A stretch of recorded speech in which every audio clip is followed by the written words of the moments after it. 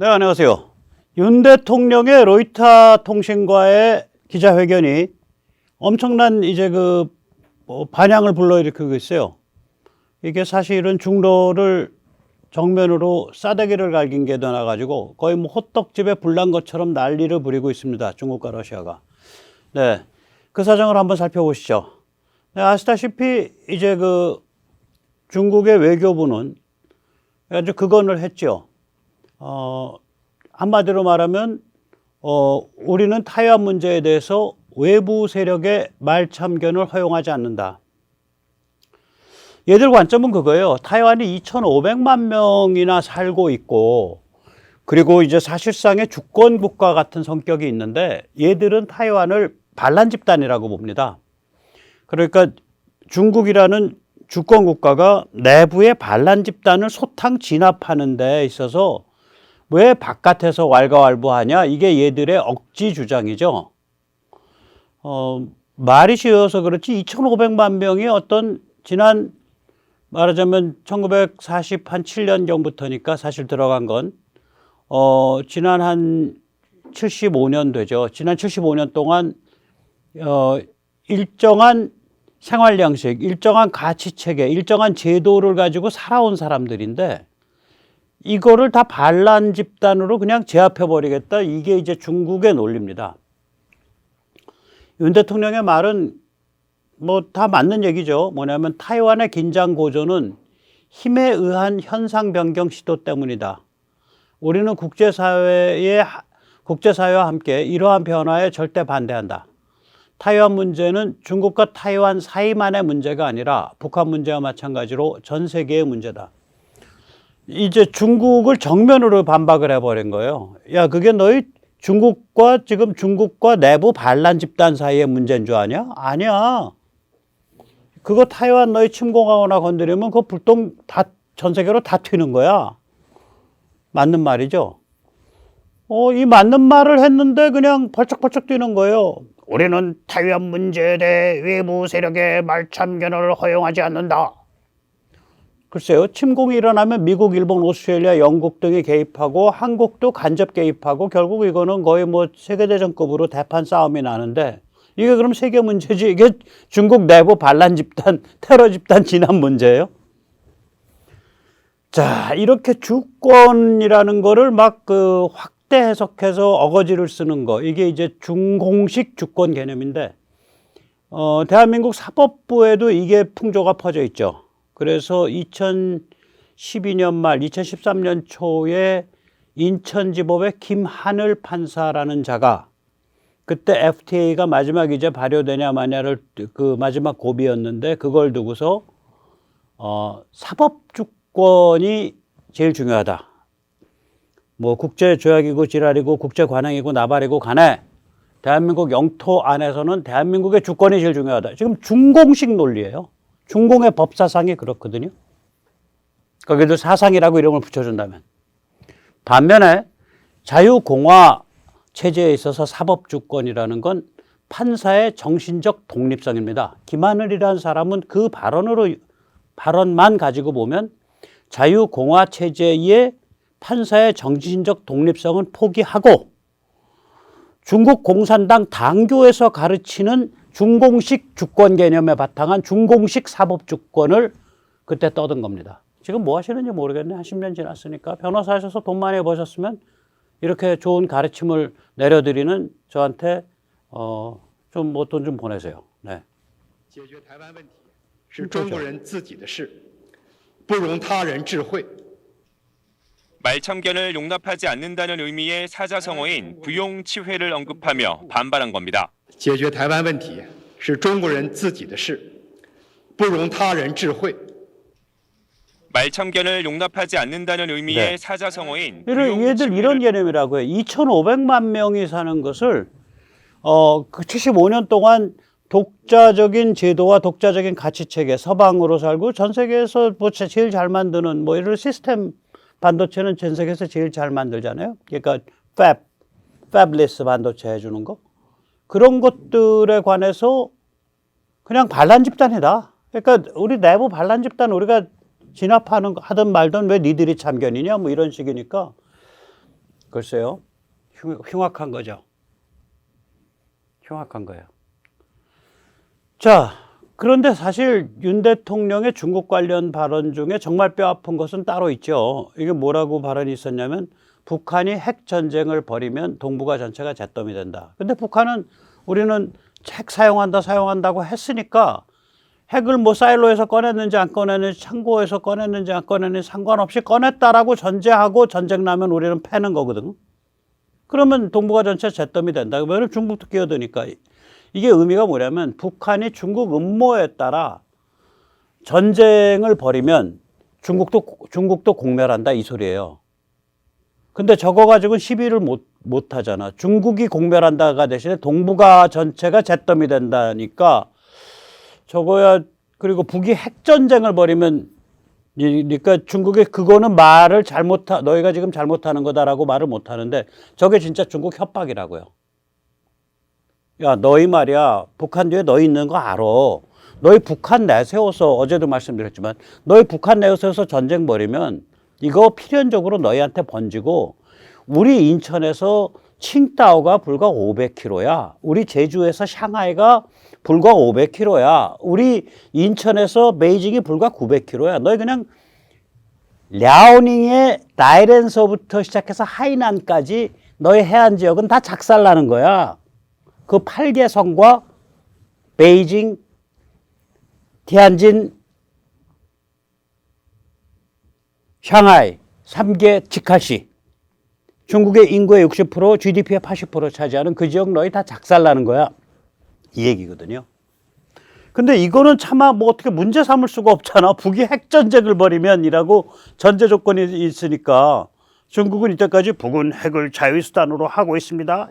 그러니까 정당한 것입니다. 미국의 군사훈련과 한국의 군사훈련 때문에 북이 어쩔 수 없이 핵을 가지고 있는 겁니다. 이러면서 북의 핵을 도와줘 왔잖아요. 미사일을. 그런데 전제가 북이 핵전쟁을 벌이면 이라는 전제가 되니까 뭐 시비를 못 거는 거죠.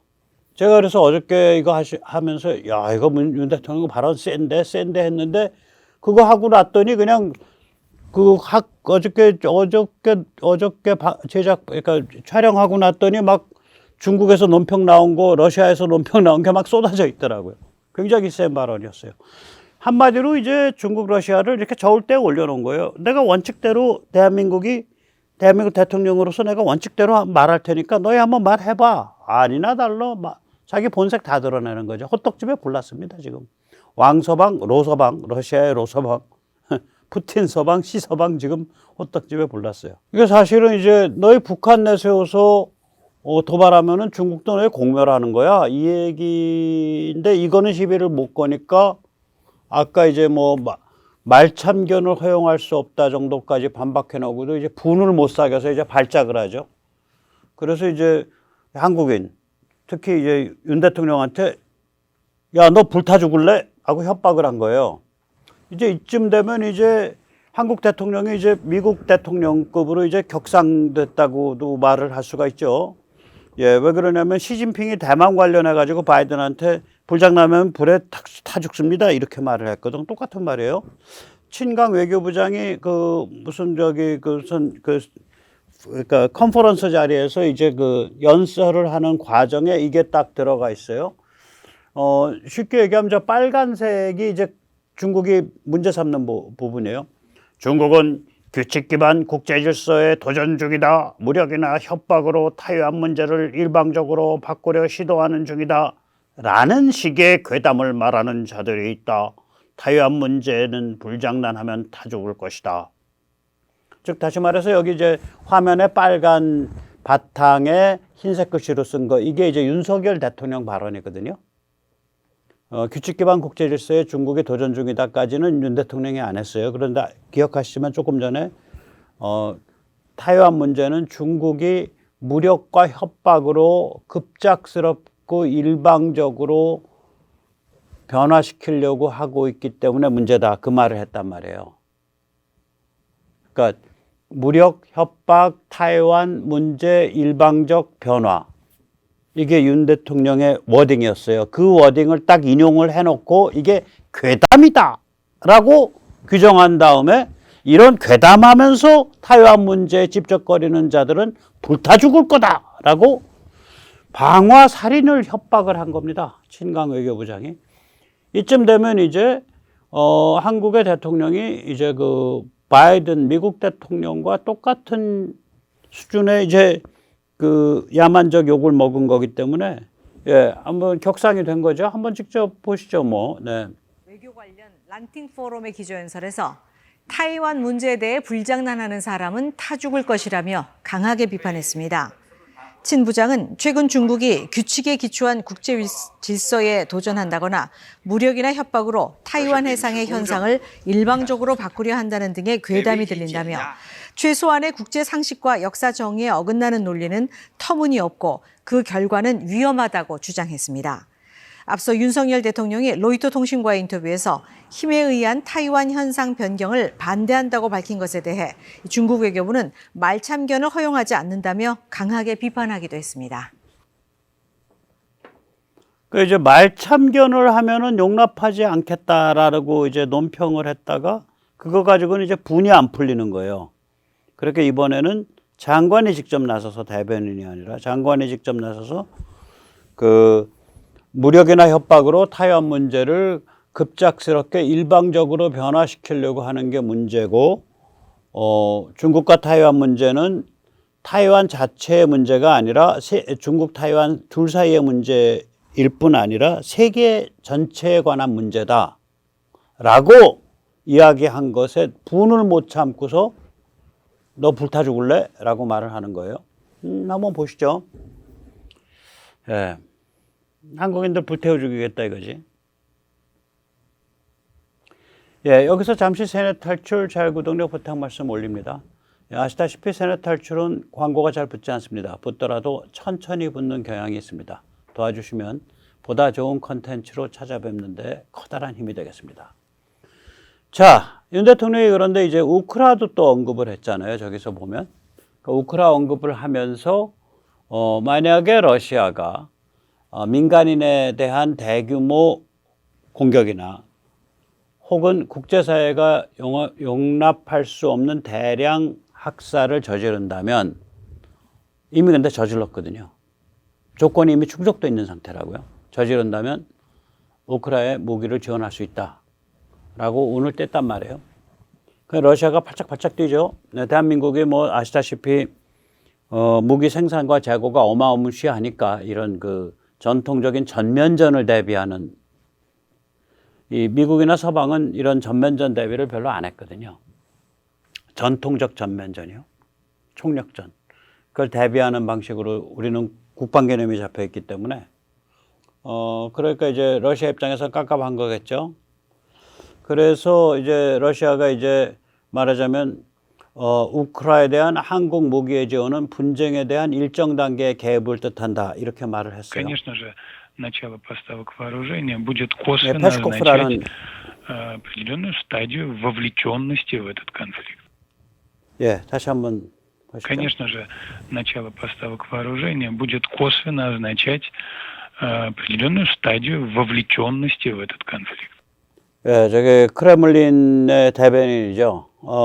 지금 이제 그 동원된 사람들, 우크라 전쟁에 그 중에서 이제 모스크바나 페테르부르크 출신들은 굉장히 비중이 낮아요. 주로 이제 소수민족 쪽이 많고요, 비중이. 농촌 쪽의 비중이 큽니다. 그러니까 좀 배우고 좀 돈 있는 자들은 아예 동원을 안 하고 있는 거죠. 그 동원령이 떨어져 있는 상태에서 페시코프의 아들이 런던에서 놉니다. 런던에서 뭐 학교인가 뭔가 다니는데 또 게이바에 가서 이렇게 사진 찍어가지고 인증샷 올리고 그랬어요. 또래들은 소수민족이나 농촌 사람들은 동원이 돼서 우크라 전선에 끌려가서 이 캐논 포더 그러니까 이 총알밥으로 죽어가고 있는데 자기는 런던에서 아버지 돈 가지고서 유학하면서 게이바 가서 그 인증샷 찍어 올리고 뭐 아들 잘 뒀네 페시코프. 따뜻한 가정이죠. 자, 페시코프의 용어를 가만히 보세요. 분쟁이라고 부릅니다. 러시아는 자기들이 그 우크라 전쟁을 부를 때 절대로 war라고 부르지 않습니다. 그래서 시진핑이가 모스크바에 가서 푸틴을 만나고 그때 나온 공동 성명에도 보면 컨플릭트입니다. 컨플릭트고요. 또 중국의 아마 거기도 중국이 스스로 발표한 12개 항목에 거친 평화안, 그것도 아마 컨플릭트라 부르고 있을 겁니다. 그러니까 이자들은 우크라 전쟁, 워라고 부르지도 못하는 자들입니다. 아버지를 아버지라 부르지도 못하는 지지리들입니다. 분쟁이라고 부릅니다. 컨플릭트. 또한 침공이란 단어를 안 씁니다. invasion. 특수작전, special operation이라고 부릅니다. 이거 기억해 두셔야 돼요. 왜 이러냐면, 그러니까 국민 전체의 무장을 이 사회주의 인민공화국, 공산주의 체제가 싫어합니다. 사실은. 그래서, 중국도 명목은 징병으로 돼 있지만 군을 갔다 오면 여러 가지 혜택이 있기 때문에 실제적으로는 모병으로 돌아갑니다. 경쟁이 있고 또 인구 대비해서 군대 사이즈가 작고 중국이 한 2, 300만 밖에 안 되죠.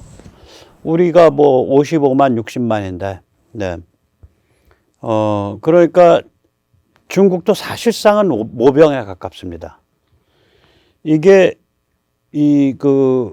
국민들을 다 바보고 양순하게 만들어 놓고 관리하는 거거든요. 동물농장으로. 그래서 동물농장에서 키우는 짐승더러 너 충성 바쳐서 목숨 내놓고 총 들고 나가 싸워 하면 안 싸운다고요. 그래서 이자들이 워라는 단어를 못 쓰는 거예요.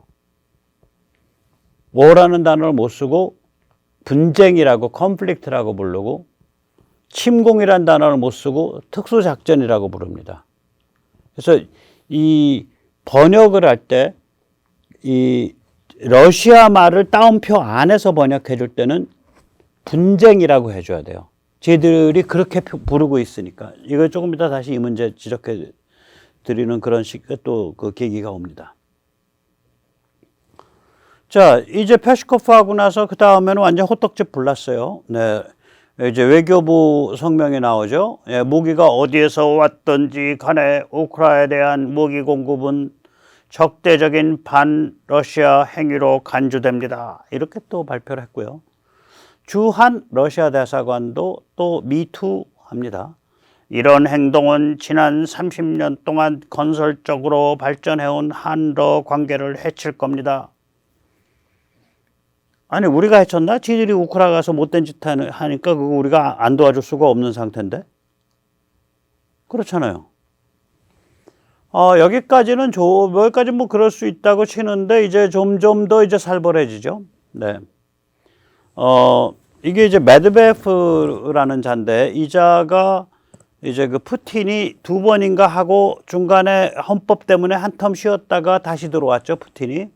그래서 이제 헌법 고쳤을 거예요. 그래가지고 이제는 연임 제한 규정이 없이 이제 돌아가실 때까지 내동 황제 노릇을 이제 푸황제 노릇을 하는 그런 상태가 된 걸로 압니다.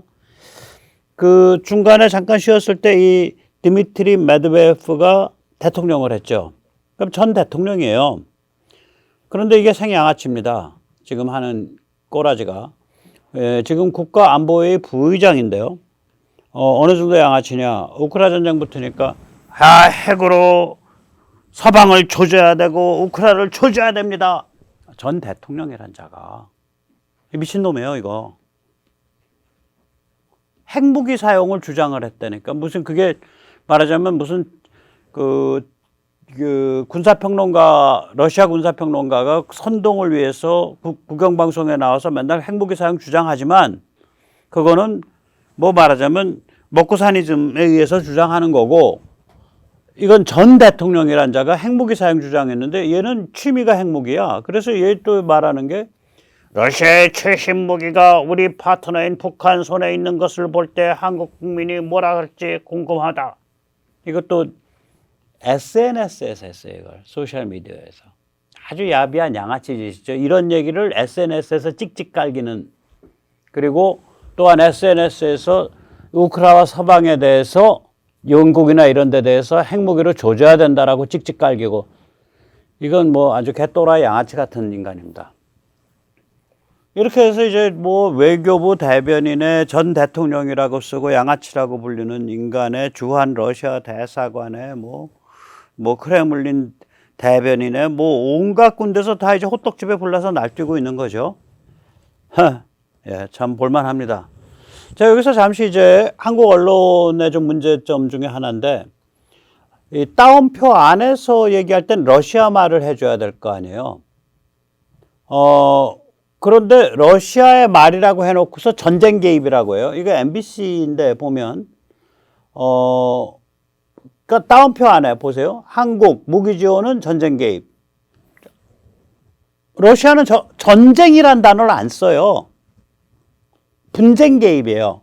굉장히 중요하다니까. 이게 왜 중요하냐. 걔들은 전쟁을 전쟁이라고 부를 깡다구조차 없고 전쟁을 감당할 수 있는 시스템이 아니에요. 그래서 전쟁을 쳐벌려놓고 그걸 분쟁이라고 주장하는 자들이에요. 가장 본질적인 문제거든요.